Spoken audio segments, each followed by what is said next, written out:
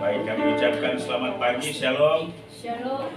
Selamat datang, selamat berjumpa kembali dalam kesempatan ibadah pada hari ini. Kita akan segera memulaikan ibadah kita, dan sebelum kita memulai, mari kita bersatu dulu. Berdoa biarlah pada pagi hari ini Tuhan sungguh dimuliakan melalui kesempatan ibadah ini, dan setiap kita diberkati oleh Tuhan.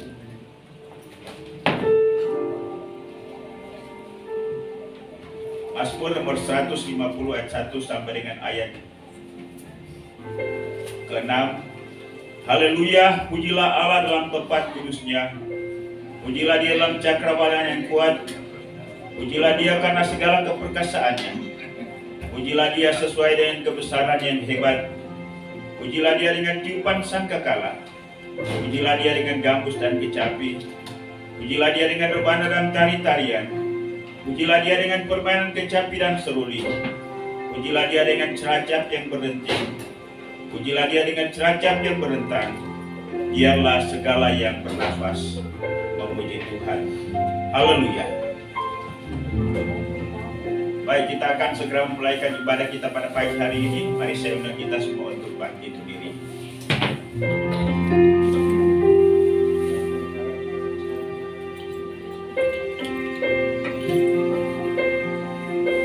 Inilah kami pada pagi hari ini Tuhan, kembali kami bersama-sama selaku umat ketebus-Mu datang hampiri tahta anugerah-Mu. Kami menyerahkan seluruh hidup kami kepadamu. Biarlah hari ini Engkau dimuliakan melalui ibadah hari ini. Inilah setiap kami. Kami bagaikan bejana yang siap dipakai oleh Tuhan untuk jadi alat kemuliaan. Katakan bagaikan bejana siap dibentuk.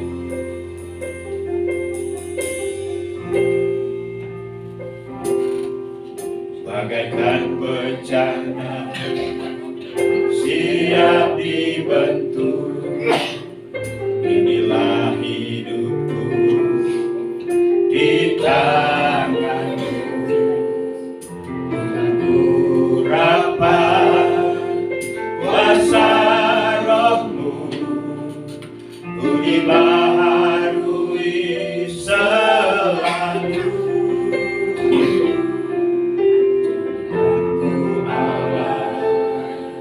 Dalam rumah-Mu, inilah hidupku di tangan-Mu. Untuk seluruh kehendak-Mu, pakailah sesuai rencana-Mu. Mau seperti-Mu, mau seperti-Mu Yesus, disempurnakan selalu dalam setiap jalanku, memuliakan nama-Mu. Mari kita ulangi pujian ini. Biarlah pujian ini mengalir dari batin kita, yang sungguh mengharapkan Tuhan agar berkarya di dalam hidup kita. Biarlah hidup kita dipergunakan oleh Allah untuk jadi alat dalam tangannya, mendatangkan hormat dan kemuliaan bagi namanya.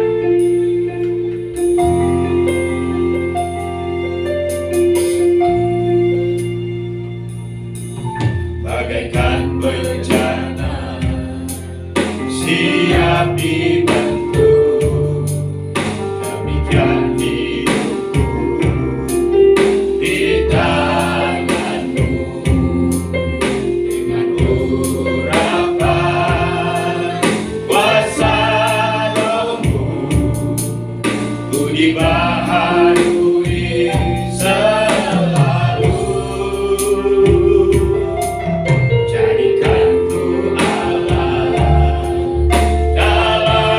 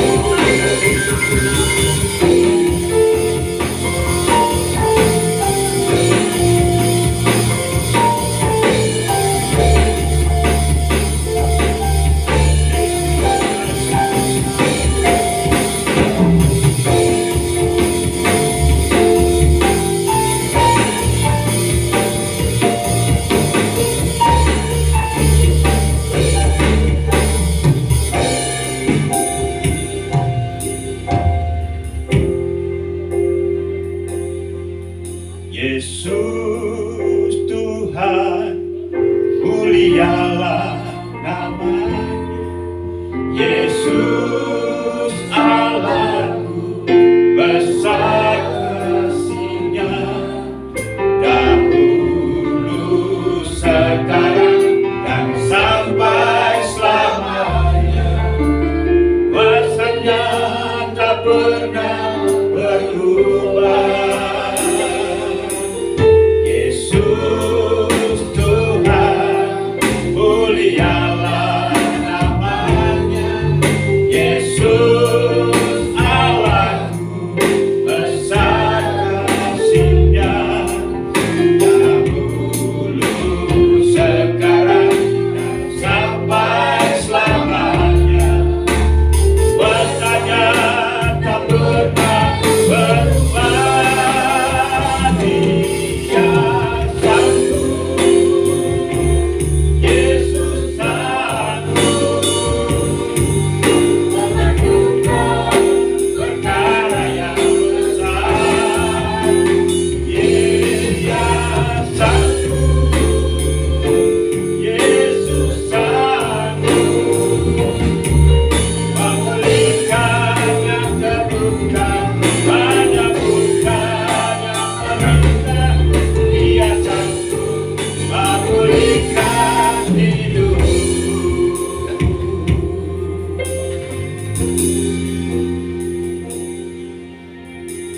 Segala pujian, hormat, kemuliaan dipersembahkan hanya bagi-Mu ya Tuhan. Kami bersyukur dan berterima kasih untuk kesempatan pagi ini. Hari ini kami dapat berkumpul bersama-sama selaku umat ketebus-Mu. Kami akan memuji, menyembah-Mu. Kami bersyukur. Kami akan mempersembahkan persembahan kami. Kiranya Tuhan menerima kami dengan segala apa yang kami bawa. Biarlah Tuhan dimuliakan, diagungkan Tuhan. Kau bertakhta di atas puji-pujian dan penyembahan kami. Kemuliaan urapan-Mu bagi semua hamba-hamba-Mu yang melayani hari ini. Bahkan setiap kami yang hadir. Biarlah melalui ibadah hari ini Engkau ditinggikan ya Tuhan. Terima kasih. Ibadah kami pada pagi hari dari awal pertengahan hingga selesainya. Kami buka dan kami tabiskan hanya di dalam nama Allah Bapa, Allah Anak, dan di dalam perantaraan Roh Kudus. Haleluya. Sama-sama kita katakan. Amin.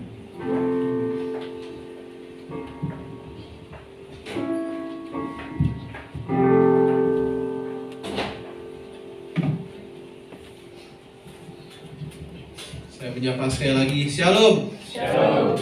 Sekali lagi, Shalom. Shalom.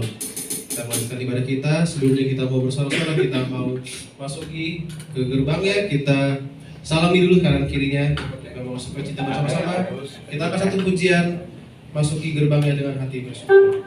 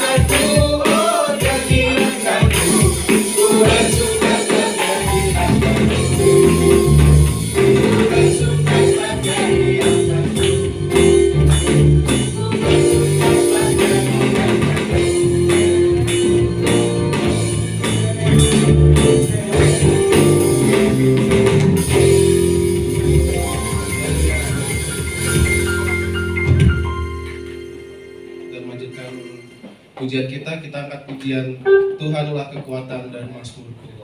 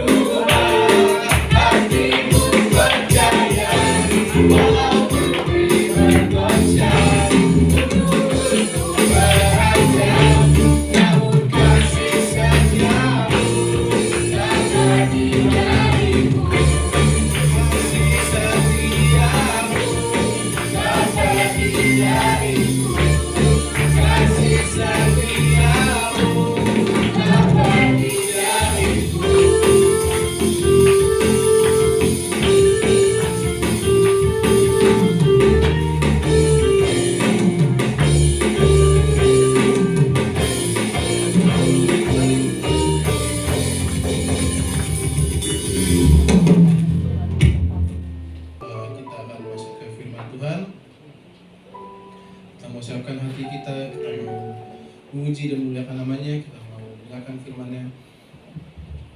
Kita angkat pujian dalam Yesus, kekuatan di hidupku dapat dalam Yesus.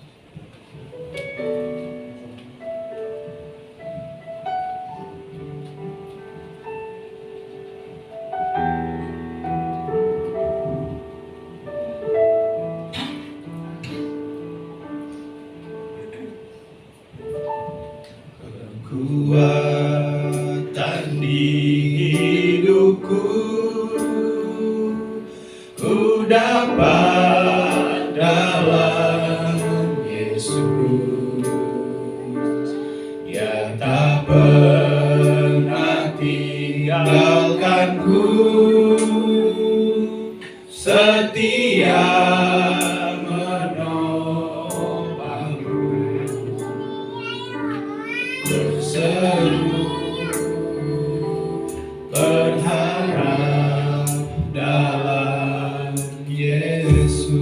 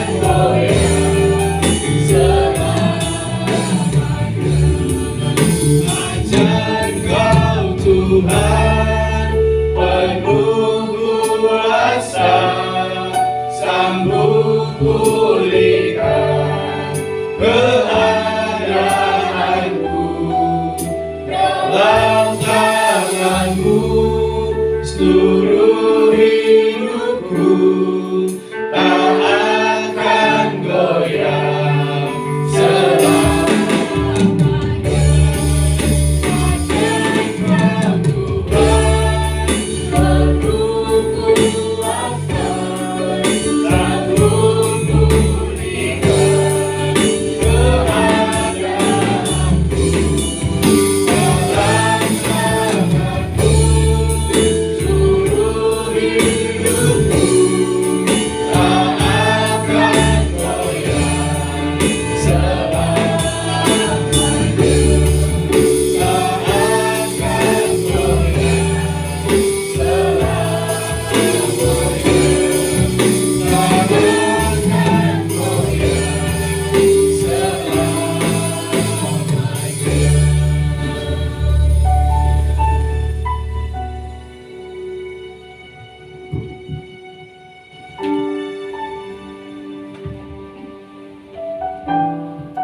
Kita berdoa.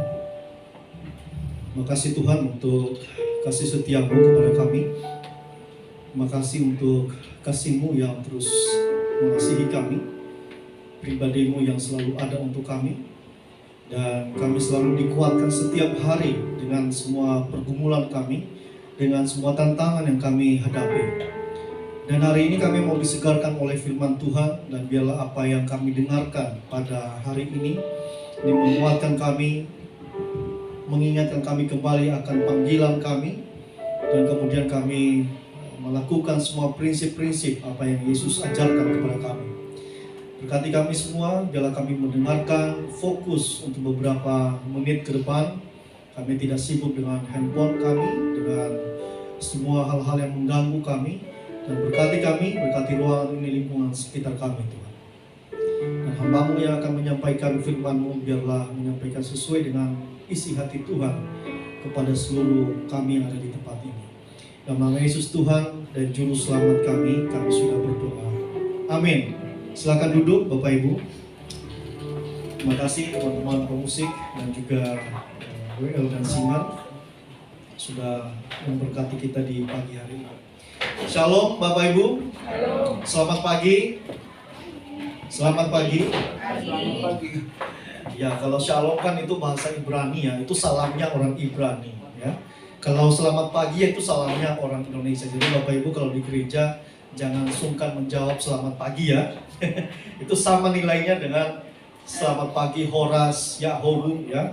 Nah, jadi Bapak Ibu sekali kasih oleh Tuhan, kita temanya adalah berdampak secara berkelanjutan. Itu adalah tema ulang tahun Gereja Kemah Injil.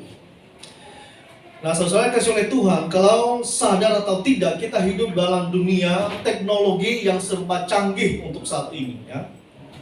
Jadi kalau Bapak Ibu suka main Instagram, Facebook, atau X itu adalah Twitter dulu.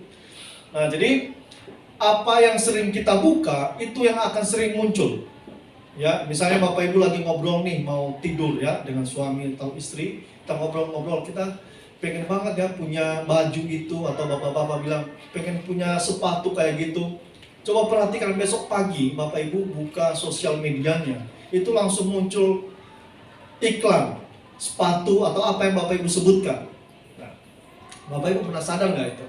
Ya, saya setahun terakhir saya baru sadar apa yang saya omongin dengan istri saya pengen beli ini, tiba-tiba besok muncul di iklan. Nah, ternyata pada saat kita install aplikasi itu kan muncul ada konfirmasi audio, boleh nggak merekam HP Anda. Nah, jadi semua yang kita install itu dia bisa rekam, dia olah kemudian logaritmanya kemudian muncul di aplikasi yang kita punya ya. Jadi Bapak Ibu mau pengen apapun, pengen ikan asin goreng khas Kalimantan misalnya, besok muncul di iklan itu, di mana kita bisa beli ya. Nah, jadi Bapak Ibu, jadi apapun yang muncul di HP kita, itu kemungkinan yang sering kita bicarakan atau sering kita klik ya. Nah, saya nggak tahu nih bapak-bapak yang usia 50 ke atas, kira-kira kalau buka Instagramnya yang muncul pertama apa? Ya, nah Pak Ibu-Ibu nanti boleh kepoin ya bapak-bapaknya, kira-kira yang sering muncul apa? Nah, kemungkinan itu yang sering dipikirkan ya. Nah, jadi sekarang zamannya bukan lagi soal pencurian data. yang menurut pakar IT itu, sekarang data itu nggak terlalu penting lagi buat orang. Ya orang nggak mau curi data sekarang itu. Kalau ada orang-orang yang curi data, hack Facebook, nah itu kuno pengetahuannya. Itu udah nggak zaman. Nah sekarang zamannya adalah apa yang kita suka kemudian akan ditampilkan terus-menerus sampai kita beli. Makanya muncul namanya Shopee Pay Later. Nah, siapa yang punya di sini? Bayar sekarang beli, nanti urusannya bayar kemudian, ya. Itu istilah lain aja dari koperasi berjalan itu ya. Nah, jadi itu bunganya tapi nggak tanggung-tanggung ya. Kemudian ada Tokopedia juga, Tokopedia Later, dan kita dikasih kemudahan. Kalau pakai Shopee Pay Later misalnya, maka kita dapat diskon 30% sampai 50%. Siapa yang nggak tertarik ya? Nah, jadi Bapak Ibu harus mengawasi anak-anak mudanya yang masih remaja-remaja yang belum bisa menguasai diri untuk berbelanja ya. Apalagi kalau dia kaitkan rekening Bapak Ibu atau kartu kredit Bapak Ibu masukkan di akun, itu bahaya ya. Nah jadi itu sekarang yang terjadi Bapak Ibu ya. Jadi bukan lagi soal pencurian data, tapi sekarang soal dia mendoktrin kita dengan apa yang kita mau. Nah selalu muncul.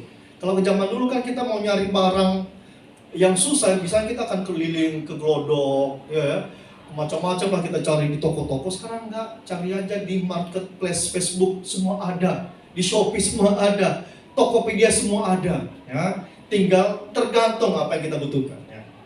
Nah jadi itu semua berdampak kepada kita, Bapak Ibu. Kemudian juga sosial media juga mengagetkan kita di berita-berita akhir-akhir ini, 2 minggu terakhir, seorang artis anaknya dibunuh oleh pacarnya, ditenggelamin di di kolam ya. Dan herannya si ibu ini dia bela-belain pacarnya. Ya, saya kaget. Kok bisa ada ibu yang tega membela pembunuh anaknya? Ya, sampai hari ini masih bergulir tuh kasus ya. Kok tega bener ya? Seorang janda muda percayakan anaknya ke pacarnya yang baru, kemudian anaknya ditenggelamin sampai 12 kali, ya, sampai meninggal di kolam tersebut. Dan ibunya sangat membela pacarnya. Ya.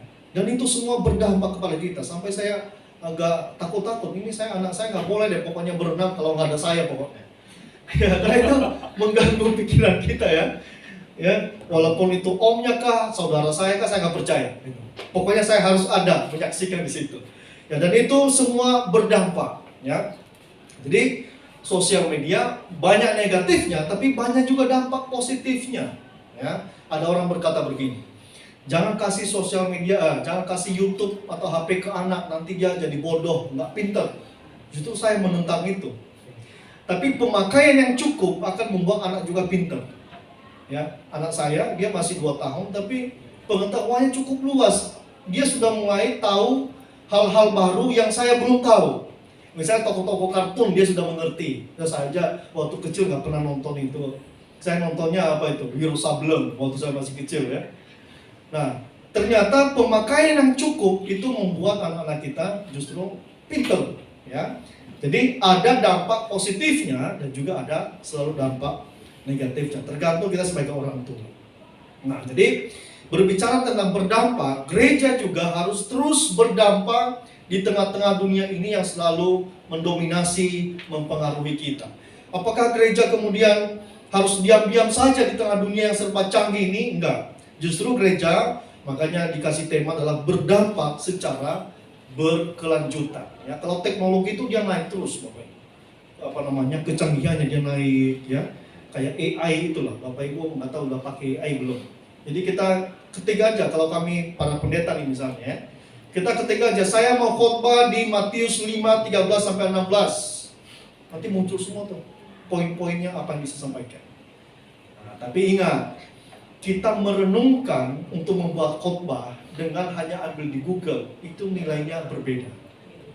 Itu belum belum diilhami oleh Roh Kudus, itu bedanya. Jadi sampai kapanpun khotbah tidak akan bisa digantikan oleh AI atau YouTube sama sekali. Bapak Ibu bisa bedakan dampaknya dengar khotbah di YouTube dengan seperti ini ya. Pasti sentuhannya sangat berbeda ya. Nah, jadi kita baca Matius pasal 5 ayat 13 sampai 16. Matius pasal 5 ayat 13 sampai ayat yang ke-16. Ada yang hafal tanpa baca ayat ini? Nanti saya kasih hadiah. Nggak ada ya? Paling yang dihafal adalah Yohanes 3 ayat 16 ya. Matius 5 ayat 13 sampai 16. Saya akan baca kepada kita. Bapak Ibu bisa simak di HP-nya masing-masing atau ada Alkitabnya masing-masing. LAI kasih judul Garam Dunia dan Terang Dunia. Kamu adalah garam dunia. Jika garam itu menjadi tawar, dengan apakah ia diasinkan? Tidak ada lagi gunanya selain dibuang dan diinjak orang. Kamu adalah terang dunia. Kota yang terletak di atas gunung tidak mungkin tersembunyi. Lagi pula orang tidak menyalakan pelita lalu meletakkannya di bawah gantang, melainkan di atas kaki dia, sehingga menerangi semua orang di dalam rumah itu. Demikianlah hendaknya terangmu bercahaya di depan orang, supaya mereka melihat perbuatanmu yang baik dan memuliakan Bapamu yang di sorga. Saya ulangi ayat ke-16. Demikianlah hendaknya terangmu bercahaya di depan orang, supaya mereka melihat perbuatanmu yang baik dan memuliakan Bapamu yang di sorga. Nah, Bapak Ibu saudara kasih oleh Tuhan, kalau baca ayat ini pasti langsung kepikiran, ini dari kecil kita ini masih kandungan, nanti kita udah dengar ayat ini ya, garam dan terang dunia ya. Tapi saya mau pastikan bahwa Alkitab itu tidak membosankan. Kalau kita belajar dengan baik, tahu cara menggalinya, maka pasti akan selalu ada hal-hal yang baru yang bisa kita dapatkan ya. Karena firman Tuhan itu seperti mutiara di dasar di dasar lautan kan, kita cari sampai ke dalam, kemudian kita selalu menemukan hal-hal yang baru. Nah, kalau membahas ayat ini Bapak Ibu, ada hal-hal yang perlu kita perhatikan. Yang pertama adalah konteks ya. Kenapa Tuhan mengatakan kamu adalah garam dan terang dunia? Ya. Tentu Tuhan Yesus selalu berbicara tentang dalam bentuk perumpamaan supaya orang bisa mengerti. Mungkin kalau beliau lahir di Indonesia, itu pasti beda lagi ceritanya. Ya mungkin adalah kamu adalah tempe dan tahu dunia. Kita nggak tahu yang mana lah Tuhan Yesus bisa pakai ya, yang bisa orang mengerti ya. Nah jadi kalau perhatikan posisi Matius pasal 13 pasal 5 ayat 13 sampai 16 ini sangat menarik. Kenapa? Teks ini muncul sesudah Tuhan Yesus membicarakan tentang penganiayaan. Ya, jadi kalau Bapak Ibu lihat di pasal 5 ayat 10 sampai 12, Tuhan Yesus sedang berkata tentang memberitahukan tentang penganiayaan. Nah, jadi dengan kata lain, situasi yang sedang dipikirkan bukanlah situasi yang mudah dan nyaman. Ada risiko yang sedang menanti orang-orang yang percaya. Nah, jadi konteks garam dan terang dunia ini adalah pembicaraan yang sangat serius. Ini menyangkut tentang hidup dan matinya orang percaya. Ya, kalau Bapak Ibu perhatikan ayat 12 dan ayat 11 dan 12 di atasnya itu berbicara tentang penganiayaan oleh karena iman. Nah, jadi hal yang pertama kita tahu dalam memahami ayat ini adalah konteks. Ya, jadi ada risiko yang sedang akan dihadapi oleh orang yang percaya kepada Tuhan Yesus Kristus. Nah, jadi ayat ini lebih dari sekedar kehidupan yang saleh kepada Tuhan. Jadi kita tidak hanya diperintahkan untuk menyamai orang-orang ahli Taurat, orang Farisi, ahli agama, tapi kita disuruh justru melebihi mereka dalam kesalehan. Pertanyaan saya, kenapa Tuhan Yesus nyuruh orang-orang untuk melebihi kesalehan orang-orang Farisi, ahli Taurat, tokoh-tokoh agama Yahudi waktu itu? Apa yang kurang? Bukankah setiap kita bangga dengan kesalehan hidup? Hidup kudus, tidak berbicara kotor, pikirannya baik, suka memberi dan sebagainya. Tuhan Yesus bilang, enggak cukup dengan itu. Anda harus melebihi itu. Ternyata ini Bapak Ibu sedang kasih oleh Tuhan, orang-orang ahli agama waktu itu mereka pandai berbicara, tapi gak sama sekali dilakukan. Ya, jadi kalau mereka lihat orang berdosa, bawaannya pengen bunuh aja. Orang yang berdosa itu pengennya dimusnahkan aja, jangan diampuni. Padahal mereka tahu semua 10 hukum Taurat. Kemudian 10 hukum Taurat itu ditafsir lagi jadi berapa? 613. Jadi apa yang boleh, apa yang nggak boleh.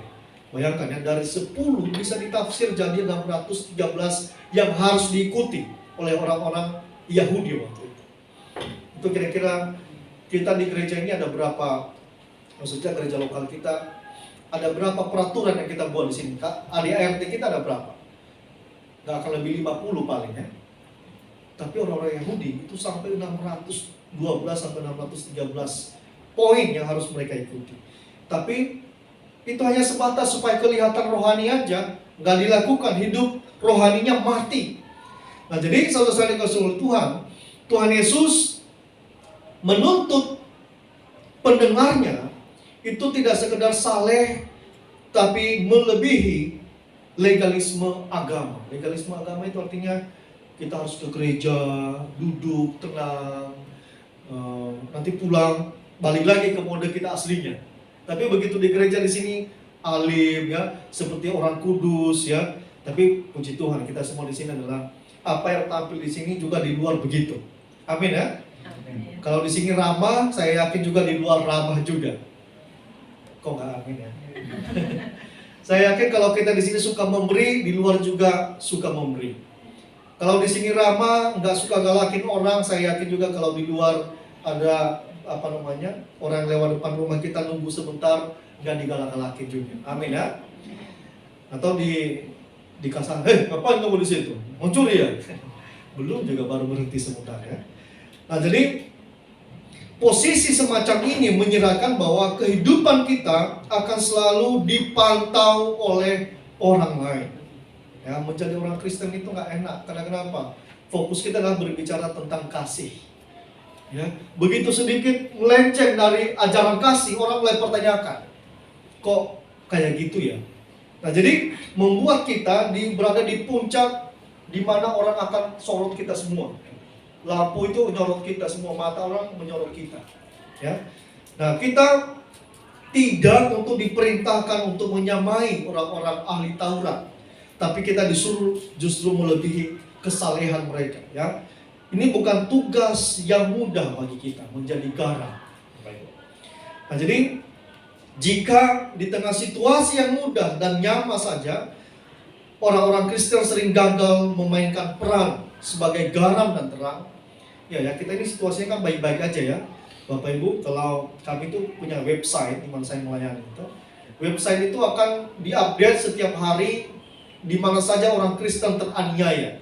Dan herannya, setiap hari ada laporannya, Bapak Ibu. Ada orang yang dibunuh, ada orang Kristen yang diperkosa, ada yang tiba-tiba air bersihnya ditutup oleh pemerintah supaya orang Kristen keluar dari kampung itu, atau dia harus pindah agama, rumahnya dibakar. Itu setiap hari. Mungkin Bapak Ibu berkata, apaan sih? Saya nggak dengar sama sekali di TV. Memang nggak ada di TV, Bapak Ibu. Di Indonesia ini angka penganiayaan gereja itu nggak ada di TV sama sekali.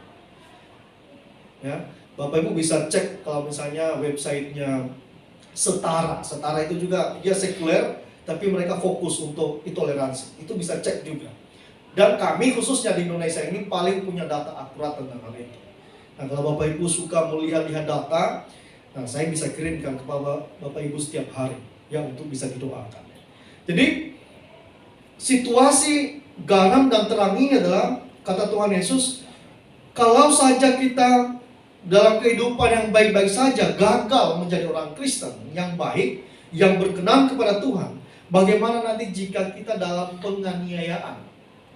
Kita masih bisa nggak jadi garam dan terang dunia? Bagaimana kalau kita misalnya di PHK, kita masih bisa nggak menjadi garam dan terang dunia? Bagaimana kalau kita ditekan di sekolah, kita dibully karena kita orang Kristen? Saya berharap anak-anak Kristen yang di sini jangan jadi tukang bully di sekolah ya. Ya, itu sangat tidak garam, itu garam yang tawar itu namanya ya. Nah, jadi apakah kita mampu menyediakan teladan yang konkret sebagai orang Kristen di tengah dunia yang sangat menekan kita ini? Nah, kemudian hal yang kedua yang perlu kita perhatikan, tadi ada konteks, yang kedua adalah relevansi, Bapak Ibu. Nah, jadi metafora garam dan terang menyiratkan sesuatu yang terus-menerus diperlukan. Ya. Adakah di rumah di sini yang tidak memakai garam sama sekali? Saya rasa nggak ada ya. Paling kita takarannya aja, banyak atau sedikit yang kita konsumsi ya. Nah, jadi Tuhan Yesus memakai garam dan terang karena itu bisa dimengerti semua zaman. Dari dulu sampai sekarang, bahkan yang akan datang, orang akan pasti ngerti garam dan terang ya. Orang pasti akan mengerti itu. Saya rasa nggak ada masa nanti ke depan orang nggak butuh garam. Saya rasa nggak ada. Nggak tahu di surga ya. Kalau di surga itu benar-benar bukan di bumi, mungkin nggak pakai garam. Tapi kalau surganya di bumi, ya pasti pakai garam lah. Ya kalau nggak ada garam, B2 pun nggak enak Bang. Tapi kalau cuma garam pun ditaburin dikit, wah sedapnya bukan main ya. Jadi metafora garam dan terang adalah menyerahkan sesuatu yang terus-menerus diperlukan. Jadi survei juga membuktikan bahwa nggak ada orang yang tidak membutuhkan garam. Mungkin ada kita yang darah tinggi atau tensinya tinggi, ya pakai garamnya sedikit, nggak dilarang sama sekali, tapi kurangi mengkonsumsi garam. Nah, ini bukan bicara tentang barang atau benda yang diperlukan setiap hari ya. Ini juga bukan hanya segelintir yang membutuhkan garam dan terang. Semua orang membutuhkan, mau agamanya apa, mau dia di keluarga apa, mau kaya atau miskin, semua butuh garam dan terang. Nah, saya nggak tahu apakah ada garam yang lebih mahal banget. Nggak juga kayaknya. Paling bedanya 2.000, 3.000 ya. Tergantung merek yang kita beli ya. Yang pasti tulisannya beriodium. Ya, kalau nggak beriodium itu bahaya. Nah, jadi konteks ini menunjukkan bahwa orang-orang Kristen akan selalu harusnya berdampak dari dulu, sekarang, dan yang akan datang. Ya, kita sering mendengar banyak orang Kristen mengatakan kita harus menjadi garam dan terang dunia. Nah, ungkapan ini memang sering kita dengar, tapi jarang sekali kita lakukan ya. Nah, jadi ini lebih tentang identitas kita di tengah-tengah dunia, bukan sekedar peranan kita. Kalau peran itu kan tergantung tuntutan aja. Tapi kalau identitas ini tentang diri kita, ya, kemana kita pergi, orang lihat, wah ini pengikut Kristus. Ya, oh kelihatan bagaimana dia berpengharapan, bagaimana dia menghadapi masalah, itu semua kelihatan dalam diri kita. Ya. Nah, persoalan di dunia bukan terjadi karena tidak ada garam dan terang. Tetapi karena garam itu telah menjadi tawar dan terang itu telah ditutupi oleh gantang. Tadi Tuhan Yesus kasih perumpamaannya. Nggak ada orang yang nyalain pelita kemudian masukkan di bawah gantang. Ya, mungkin anak-anak muda nggak ngerti ya. Kalau konteksnya kita di Indonesia itu ada dulu saya waktu kecil itu ada lampu, kemudian kasih minyak tanah, ya macam-macam lah ya. Tapi yang saya masih ingat adalah dikasih minyak tanah, dikasih sumbu. Tapi itu kalau sampai pagi itu hidung kita hitam semua. Tapi itu nggak dikasih di bawah meja, nggak mungkin. Dikasih di mana? Di atas, minimal di atas meja. Kenapa? Supaya dia bisa menerangi ruangan sekitar. Warnanya kayak pijar begitu, tapi gelap.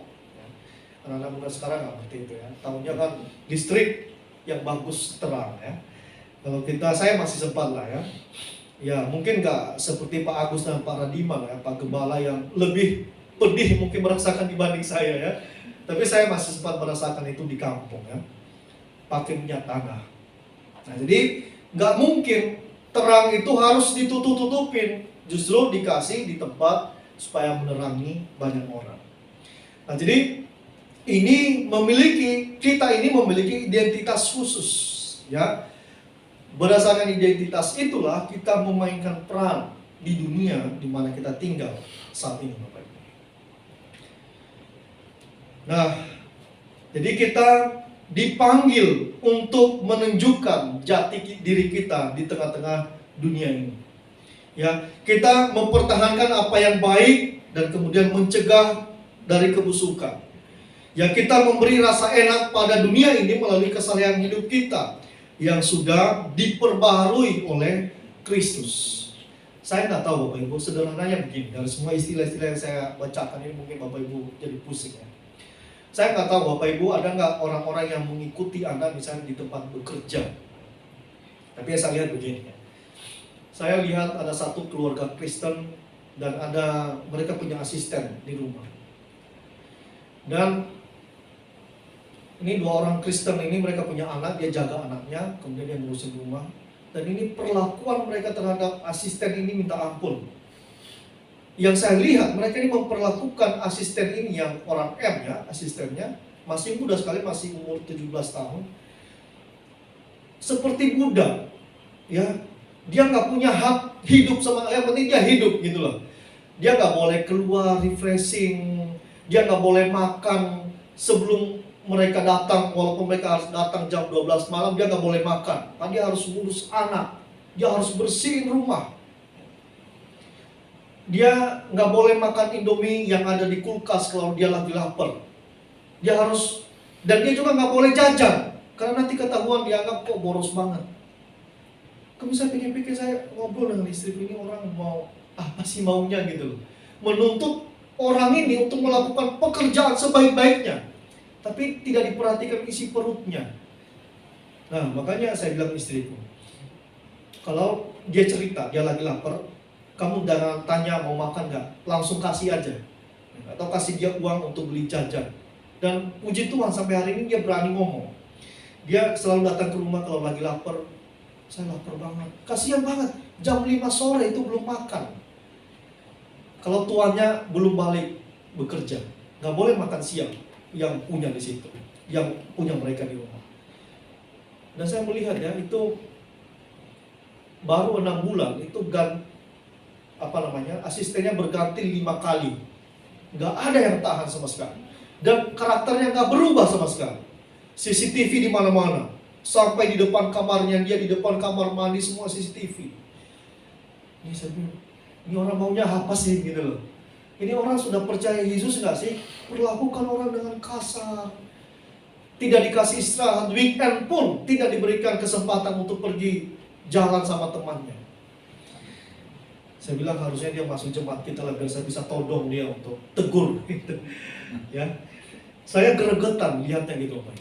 Ya, sampai orang ini sering nanya tentang Kristus kepada istri saya. Emang Yesus ngajarin kayak gitu ya? Sampai dia bertanya begitu.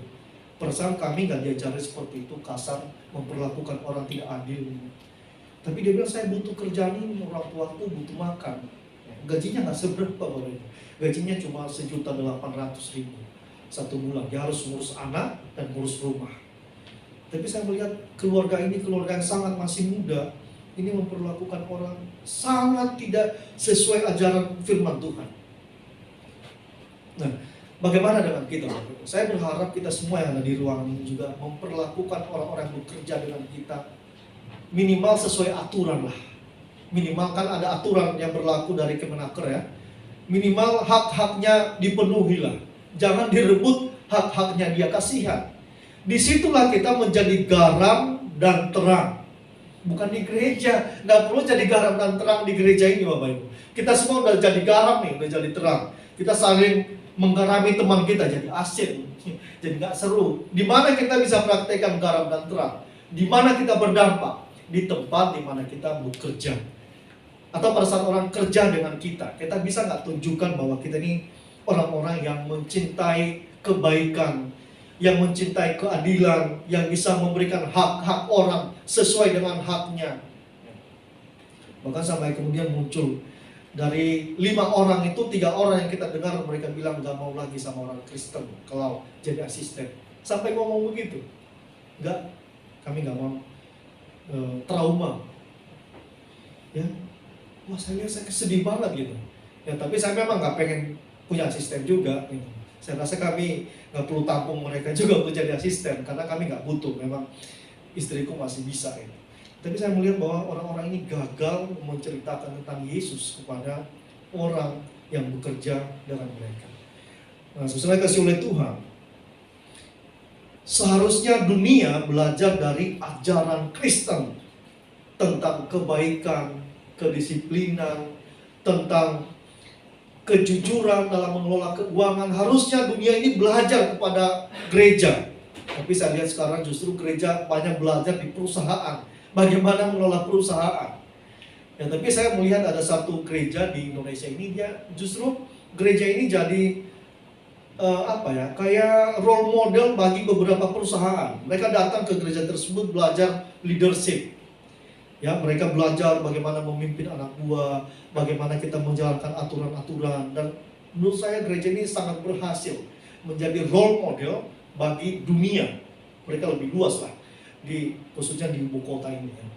Nah, jadi harusnya orang-orang dunia belajar dari kita, Bapak Ibu ya, sebagai garam dan terang, bagaimana memperlakukan orang lain, bagaimana kita memperlakukan tukang parkir, ya, bagaimana kita memperlakukan tukang sampah di depan rumah kita, bagaimana kita memperlakukan orang yang minta nasi sisa. Ya, biasanya kan ada ya ibu-ibu tua minta nasi sisa di depan rumah. Semua itu adalah sebagai bentuk wujud bahwa kita adalah garam dan terang dunia. Nah, Bapak Ibu sangat dikasihi oleh Tuhan, kita adalah terang kecil yang dibutuhkan teman kita untuk membawa dia kepada Sang Kristus. Jadi saya sedang mendoakan orang yang tadi, anak perempuan tadi, saya doakan dia sama istri, semoga dia terima Yesus. Ya, karena dia nanya-nanya bagaimana sebenarnya ajaran Yesus. Istri bilang enggak kayak gitu kok. Yesus itu mengasihi dan dia adalah kasih itu sendiri. Tapi kan dia nggak paham apa itu kasih itu sendiri ya. Dan kita doakanlah semoga dia melalui situasi yang mereka hadapi, kami dipakai untuk memberkati orang-orang ini. Nah, jadi di ayat yang ke-16 dikatakan begini.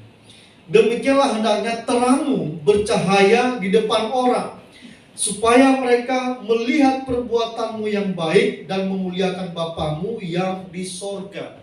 Nah, jadi kalau perbuatan kita nggak sesuai dengan ajaran Kristus, maka siapa yang dihina kira-kira menurut ayat ini?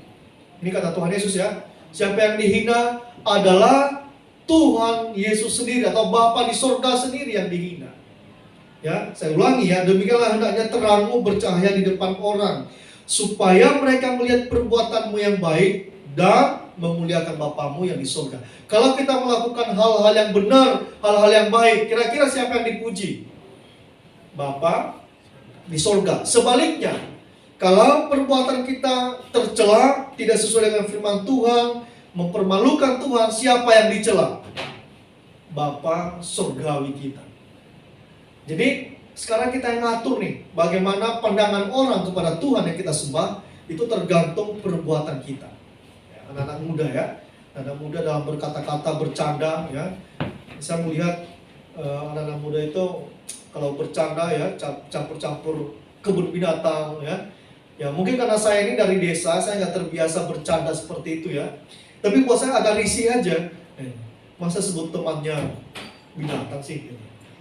Tapi ada orang yang bilang, ada orang tua juga membela, ada orang bilang nggak apa-apa kan itu bahasanya anak muda.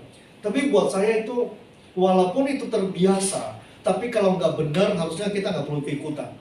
Ya, semua kebiasaan di masyarakat kalau nggak benar seharusnya kita nggak perlu ikutan.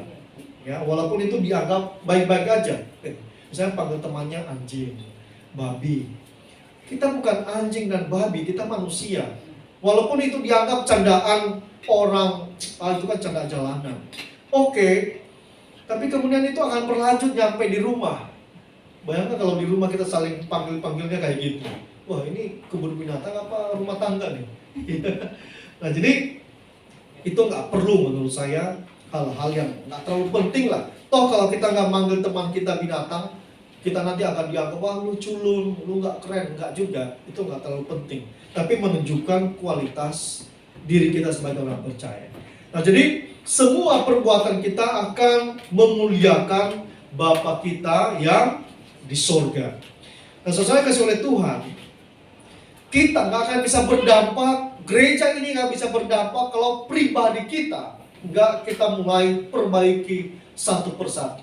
GKI Marturia ini nggak bisa berdampak luar biasa di luar jadi terang dan garam di lingkungan sekitar kita kalau pribadi kita sendiri kita nggak perbaharui. Nah, kita kemudian nggak akan mengerti bagaimana mencari garam dan terang kalau kita nggak pernah baca Alkitab? Kita ngerti sih garam dan terang, tapi apa itu garam dan terang? Nah, mari kita cek satu persatu. Coba Bapak Ibu ada yang hafal Galatia 5, 22 sampai 23. Oke. Saya baca kepada kita ya. Jadi mari kita cek apakah kita sudah mulai menjadi garam dan terang ya. Tetapi buah roh ialah kasih, sukacita, damai sejahtera, kesabaran, kemurahan, kebaikan, kesetiaan, kelemah lembutan, penguasaan diri. Tidak ada hukum yang menentang hal-hal itu. Ya, kita cek satu-satu Bapak Ibu. Apakah kita sudah mulai mempraktekkan menjadi garam dan terang? Kasih. Ya, oke lah, kita ini mengasihi ya. Minimal kita mengasihi orang tua kita, pasangan kita. Tapi apakah kita sudah mulai mengasihi teman kita? Ini bukan konteks pacaran ya. Tapi apakah kita sudah mulai peduli dengan orang-orang di sekitar kita? Kemudian ada kasih ya. Jadi 9 buah roh ini harusnya ada semua dalam diri kita. Tapi tentu ada proses yang harus kita lewati ya, banyak hal. Sukacita. Apakah kita bersukacita setiap hari? Amin. Tergantung ya.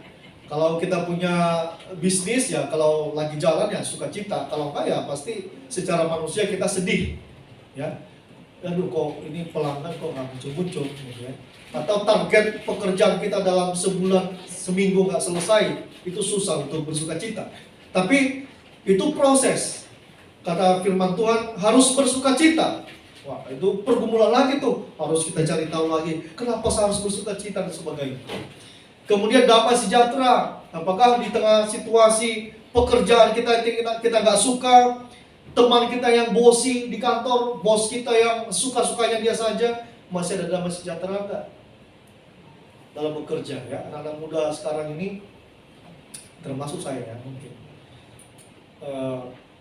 kalau nggak betah di pekerjaan pasti pengen keluar di pekerjaan.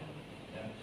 Saya kemarin ketemu ikut kegiatan board itu adalah kepengurusan dalam yayasan. Nah, mereka ini punya anak-anak yang sudah berhasil semua. Mereka cerita, saya dengar gitu ya. Ada anaknya kerja di Amerika, di Jerman, di Australia. Saya lihat mereka mukanya bukan deso tapi anak-anaknya kerja di luar negeri semua ya. Kemudian mereka cerita gitu. Ya walaupun mereka kerja di luar negeri di Amerika, tapi tetap aja kalau situasi kerjanya nggak enak, bawaannya pengen keluar katanya. Kemudian bapaknya bilang, kalau gitu udah kamu balik aja ke sini. Kita kayak bersawah, kayak beli sawah, sanggup nggak kamu daripada kerja di Amerika? Terus dia bilang, oh iya pak ya, mendingan di sini sih. Ya udah kalau gitu kamu kuat-kuatlah bekerja. Kalau sampai kamu nggak berdarah-darah di tempat kerjamu, lanjutkan tetap kerja. Jangan sedikit-sedikit kemudian mengeluh dalam pekerjaan. Nah, apakah kemudian kita bisa punya damai sejahtera di mana kita berada ya? Atau mungkin di lingkungan kita ya, kita selalu diintimidasi karena kita orang Kristen. Kemudian kesabaran. Nah, ini semua pergumulan kita nih, kesabaran ya. Kemudian kemurahan. Kemudian kebaikan, kesetiaan, kelemah lembutan, penguasaan diri. Dan dikatakan di situ tidak ada hukum yang menentang hal-hal itu. Artinya semua hukum agama nggak ada yang menentang. Kok kamu baik sekali? Itu salah itu. Tapi ada orang yang bilang, walaupun orang Kristen itu berbuat baik, tetap masuk neraka katanya. Pernah dengar ya? Percuma kayak berbuat baik, kalian tetap masuk neraka. Nah itu lebih parah sih. Ya. Nah ini sekelompok aja tuh, ya sekelompok orang aja. Ya. Tapi kalau kita lihat nilai-nilai kebaikan, coba Bapak Ibu pernah lihat ajarannya Buddha dan Hindu. Itu nilai value kebaikannya itu tinggi sekali. Bahkan menurut saya kadang-kadang melebihi kita ya. Ya. Bahkan di Jakarta ini, kata Jabodetabek ini, kalau terjadi musibah atau banjir, itu yang paling cepat bukan orang Kristen, orang Buddha yang paling cepat memberikan bantuan biasanya. Ya. Nah, jadi kalau kita kemudian buah roh ini kita nggak bisa mulai pelajari dengan baik, kita gumulkan, maka kita kemudian gagal jadi orang Kristen. Dalam situasi yang baik seperti ini aja kita nggak sanggup lakukan, apalagi pada saat hidup kita terhimpit.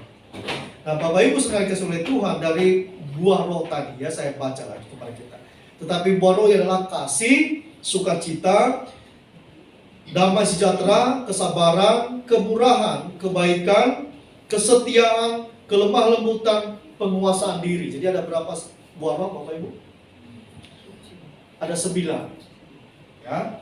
Nah, kita nggak akan jadi pakar semua lah dalam buah roh, ya. Tapi kita pelan-pelan, kita semua bergumul dengan kesabaran. Ya. Saya pergumulan saya adalah kesabaran.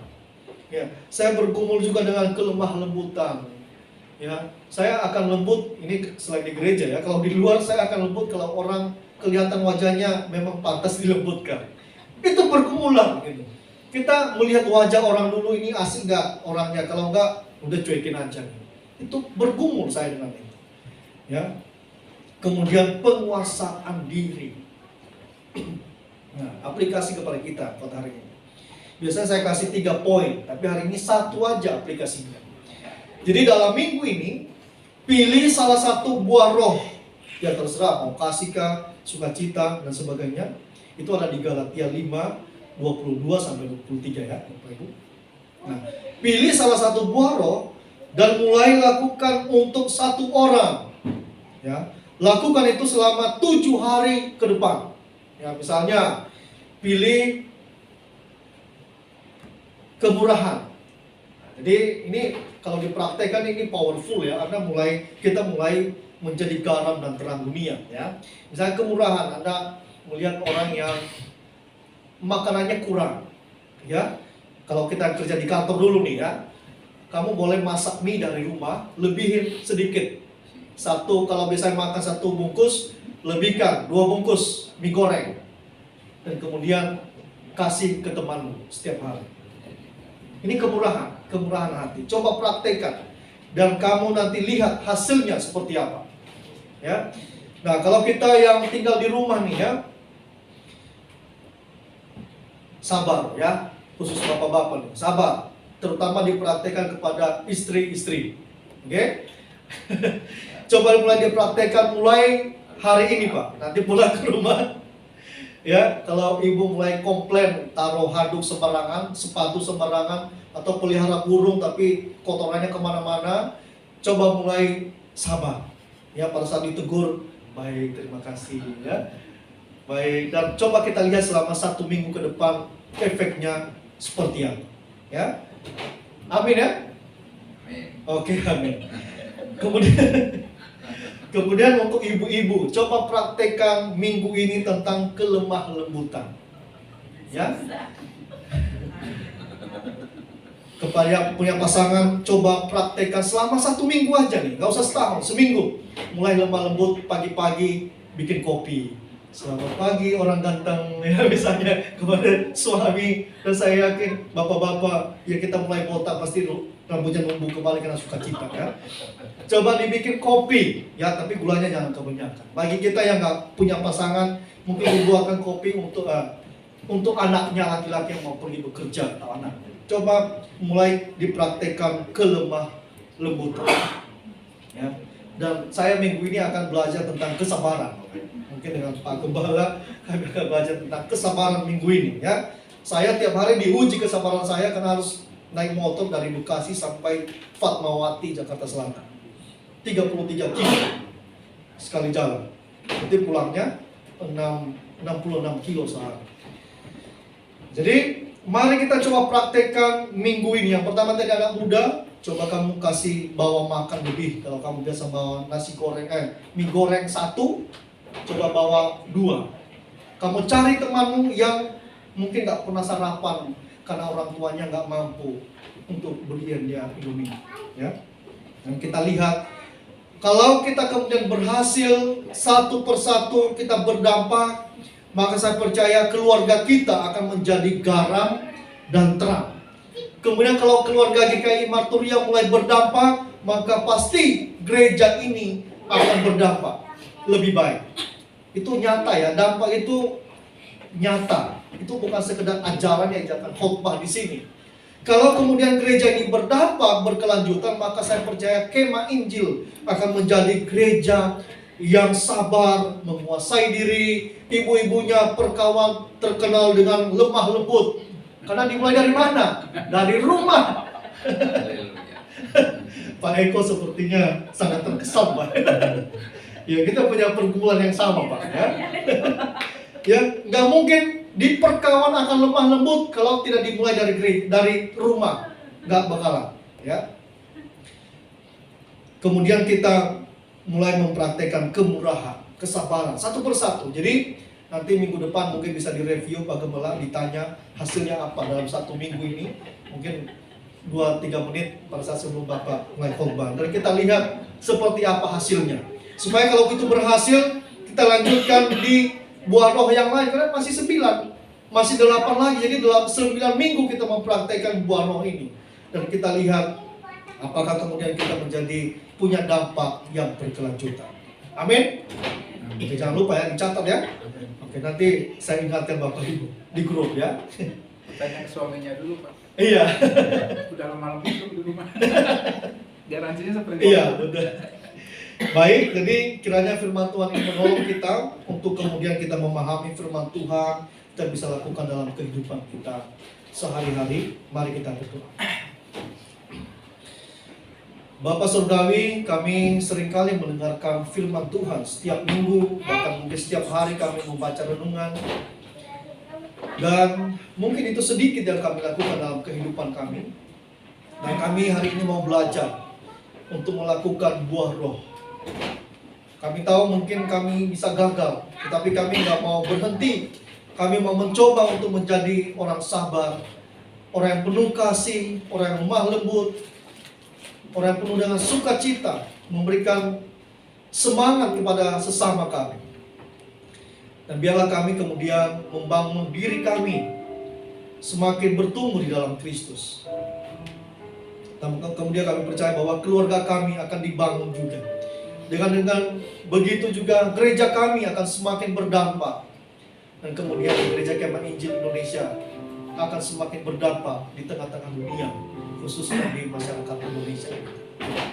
Makasih Bapak, meteraikan firman Tuhan ini kiranya bisa masuk ke dalam lubuk hati kami, kemudian masuk ke pikiran kami, dan kami melakukan ini dalam kehidupan kami selama 1 minggu ke depan. Terima kasih Bapak, dan berkati kami semua. Dalam nama Yesus Tuhan dan Juru Selamat kami sudah berdoa. Amin. Silakan.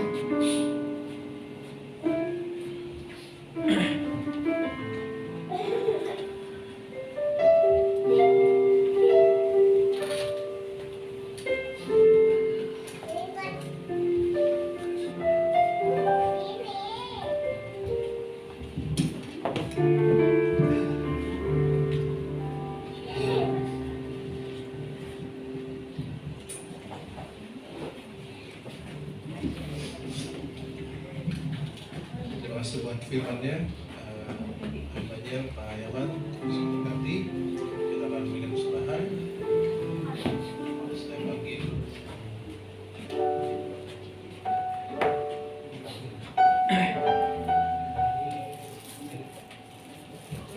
Saya panggil Erika untuk persembahan. Sebelumnya saya akan bacakan ayat yang tentang Lukas 6 ayat 38. Berilah dan kamu akan diberi suatu takaran yang baik, yang dipadatkan, yang digoncang dan yang ditumpang keluar akan dicurahkan ke dalam piringmu. Sebab ukuran yang kamu pakai untuk mengukur akan diukur kepada kita serta doa. Tuhan yang Maha Kuasa, Maha Kuasa, terima kasih Tuhan atas pernyataanmu ya Bapak. Terima kasih kehidupan yang sudah berikan kepada kami. Terima kasih Bapak sudah berikan kami untuk datang kepada pagi hari ini. Kita bagi memberikan kesempatan, memberikan sedikit kepada kami punya Tuhan, untuk memberkati, memberikan paginya Tuhan, supaya aku dan pemimpin dapat membantu kerja perintahnya Tuhan. Dan mau kami telah berdoa dan bersyukur. Amin. Kita akan pujian kecaplah dan lihat.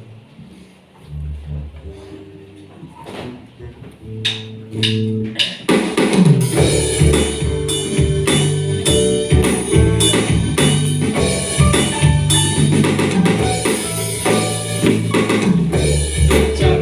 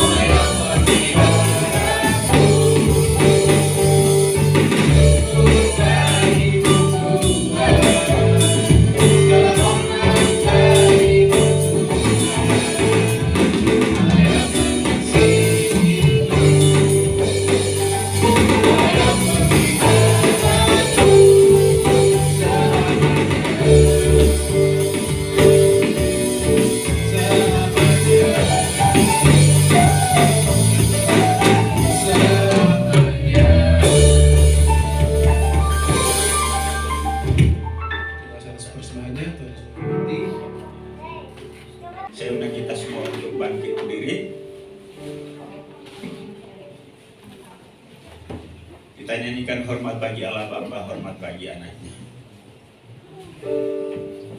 Hormat bagi Allah Bapa.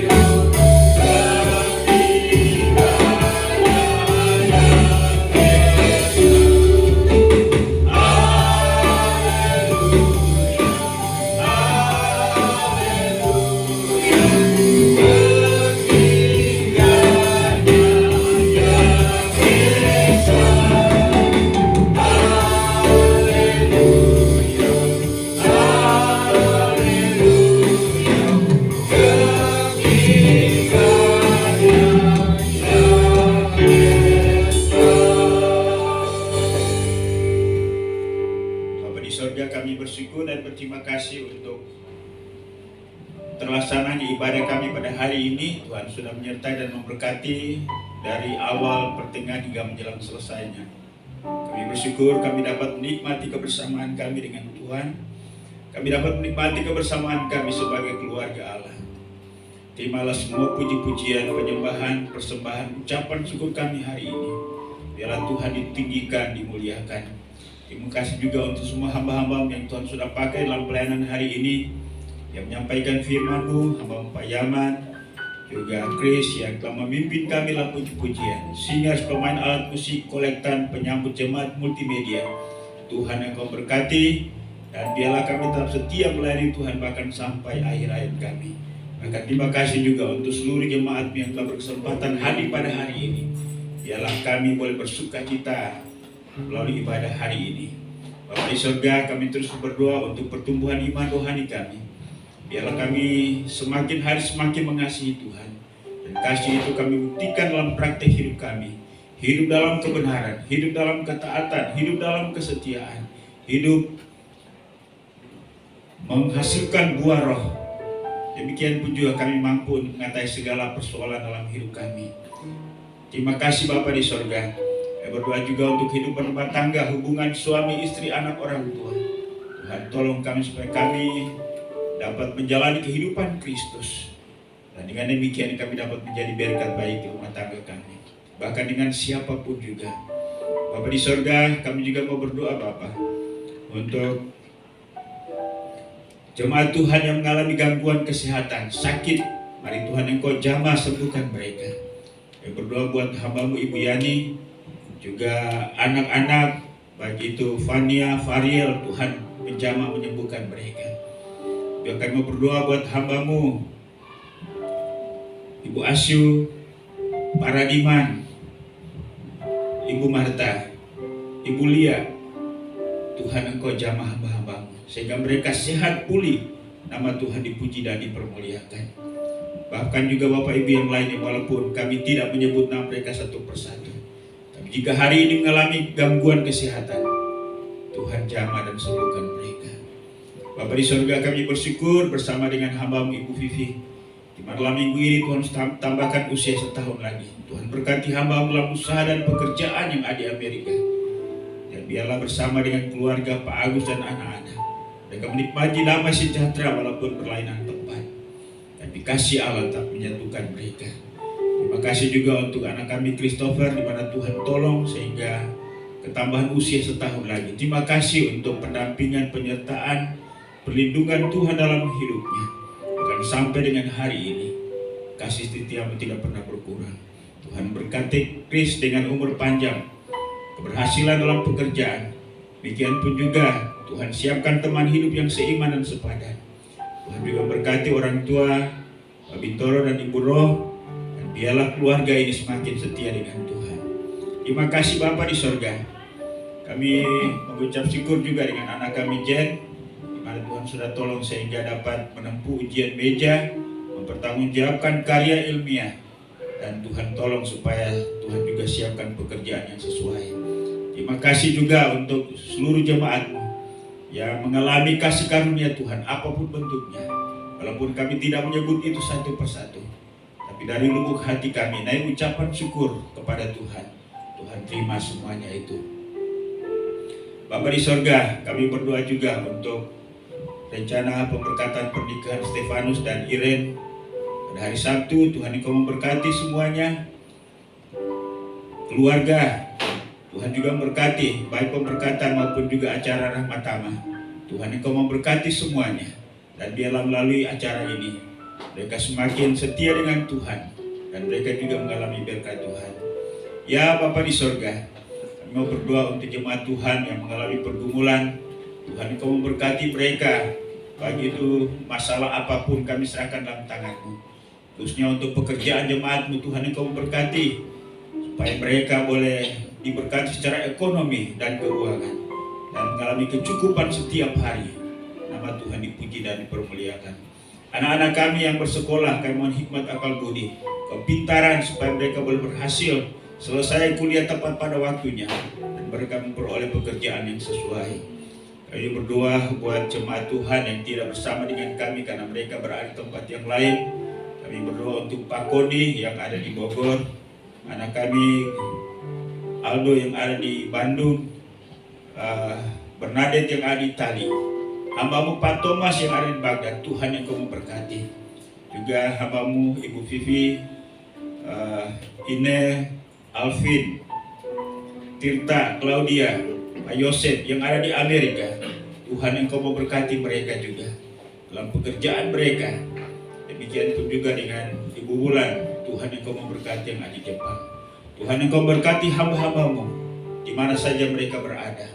Biarlah mereka juga tetap mencari Tuhan pada setiap kesempatan yang mereka miliki, dan mereka juga tetap setia kepada Tuhan. Bapa di surga, kami juga mau berdoa untuk jemaat-Mu dalam kondisi apapun. Tuhan kuatkan dan teguhkan supaya kami tetap kuat dan mengandalkan Tuhan dalam hidup kami. Kami juga tetap mengucap syukur untuk terlaksananya pemilihan umum di Indonesia.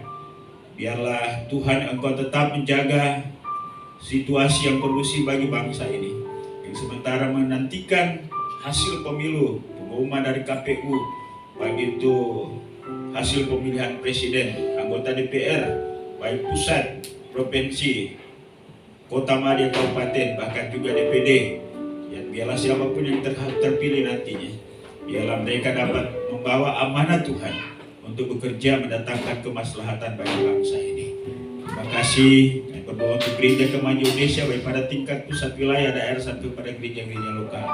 Tuhan Kau berkati badan pengurus pusat. Tuhan berkati jajaran wilayah, daerah, gembala-gembala dan bahkan PPJ di setiap jemaat lokal. Kami berdoa untuk penginjilan dalam negeri luar negeri, kerjasama di antara gereja-gereja Tuhan. Tuhan yang Kau memberkati. Terima kasih Bapa.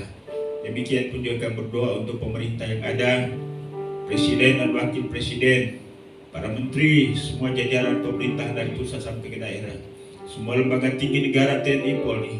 Tuhan yang Kau memberkati mereka. Terima kasih Bapa.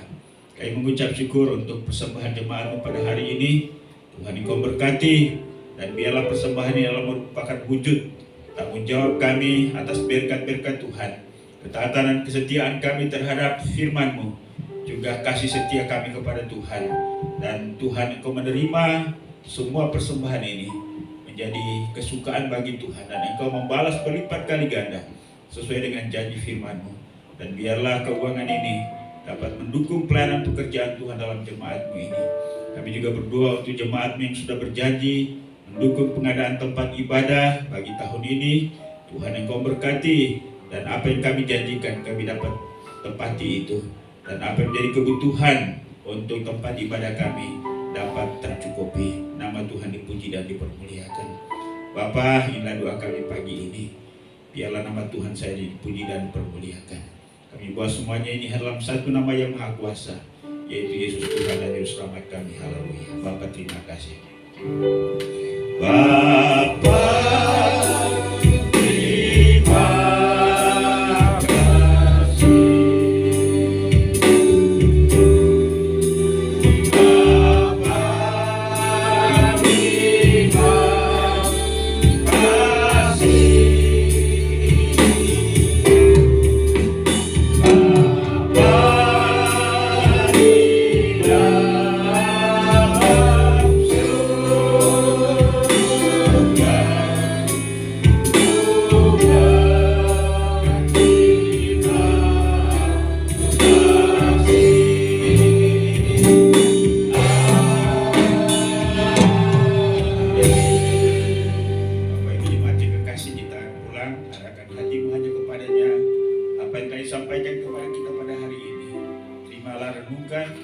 Lakukanlah itu dalam segenap kehidupanmu.